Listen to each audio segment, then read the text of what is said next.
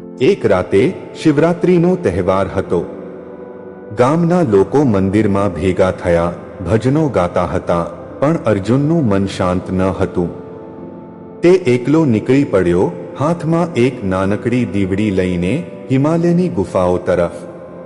તેને ખબર ન હતી કે તે શું શોધી રહ્યો છે, પણ તેના હૃદયમાં એક અજાણી આગ બળતી હતી. ચાલતા ચાલતા તે એક અજાણી ગુફા પાસે પહોંચ્યો. ગુફાના મુખ પર ઝાંખો પ્રકાશ ઝબૂકતો હતો, જાણે કોઈ તેને બોલાવતું હોય. અર્જુન ધીમે ધીમે અંદર ગયો. અચાનક તેની દીવડીની જ્યોત બુઝાઈ ગઈ અને ગુફામાં એક ગુંજન ગુંજી ઉઠ્યું, જેમ ડમરૂનો નાદ હોય. અર્જુનનું હૃદય ધડકવા લાગ્યું. કોણ છે? તેણે પૂછ્યું, પણ જવાબમાં ફક્ત એક હળવું હાસ્ય સંભળાયું. અચાનક ગુફામાં એક દિવ્ય પ્રકાશ ફેલાયો. અર્જુનની આંખો ચમકી ગઈ. તેની સામે એક આકૃતિ ઊભી હતી, લાંબા વાળ, ગળામાં સાપ, હાથમાં ડમરું અને શરીર પર ભસ્મ. તે હતા સ્વયં ભગવાન શિવ.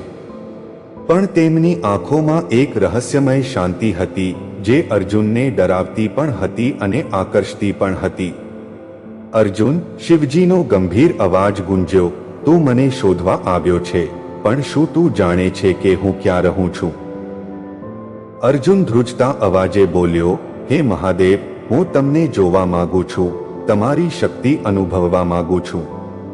શિવજી હસ્યા અને તેમનું હાસ્ય ગુફાની દિવાલોમાં ગુંજી ઉઠ્યું. શક્તિ? તું મારી શક્તિ જોવા માંગે છે?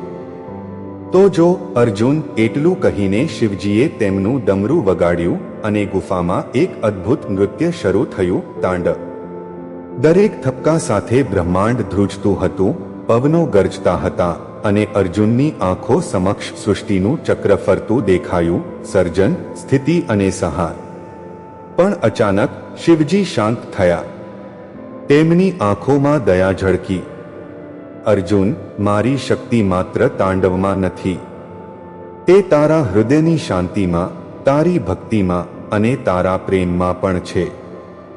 મને શોધવા ગુફાઓમાં ભટકવાની જરૂર નથી. હું તો તારા અંતરમાં રહું છું. અર્જુનની આંખોમાં આંસુ આવી ગયા. તે શિવજીના ચરણોમાં ઝૂકી ગયો.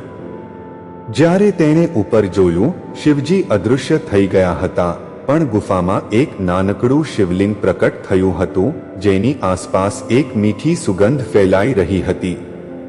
અર્જુન ગામમાં પાછો ફર્યો.